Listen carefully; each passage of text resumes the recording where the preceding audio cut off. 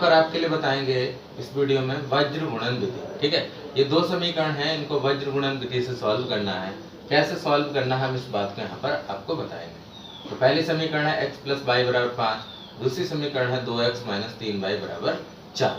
तो इसको सॉल्व करना, सबसे पहले हम इस पहली समीकरण को x प्लस ये जो लिखा है x प्लस वाई और 5 को इधर ले आएंगे, माइनस का 5 बराबर में 0। इसी तरीके से इस समीकरण को लिख लेंगे, ये है 2x माइनस 3y और 4 को इधर ले आएंगे तो माइनस का 4 और बराबर में हो जाएगा 0। तो सबसे पहले यहाँ पर x को लेते हैं, किसको लेते हैं x को। तो x बटे में इस तरीके से लाइन खींच देंगे। ठीक है, अब यहाँ पर x को लेंगे तो x को हटा देंगे, किसको हटा देंगे, x वाले कॉलम को हटा देंगे यहाँ पर। ठीक है, x वाले कॉलम को हटा देंगे। अब यहाँ पर देखिए y के साथ क्या होगा, 1 होगा, y के साथ क्या होगा, 1 होगा।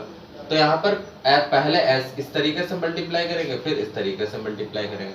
तो पहले करिए इनके गुणांकों की, तो 1 की गुणा -4 से होगी तो क्या आ जाएगा, -4।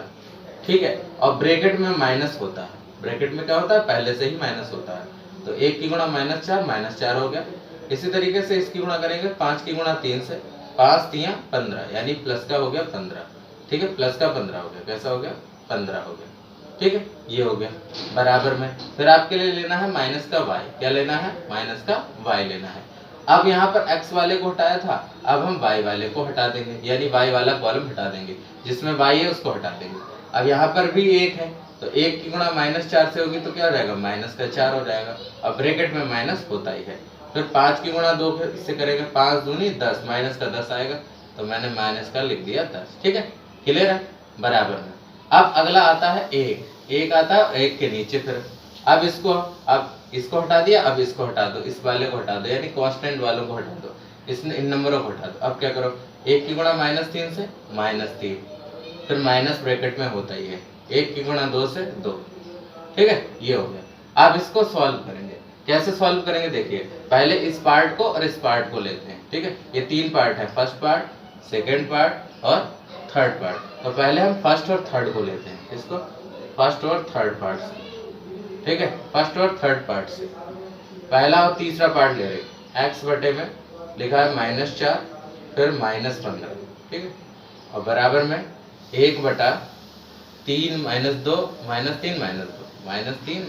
ठीक है, अभी हो जाएगा x बटे में 15 और 4 कितना हो जाएगा, माइनस का 19 बराबर में 1 बटे ये 3 और 2 5, माइनस का 5 हो गया। ठीक है, अब x का मान निकाल लो। तो x का मान अगर हम निकाल लेंगे तो माइनस का 5 तो नीचे चला जाएगा और यहाँ पर 19 1 का 19, तो माइनस का 19 हो गया।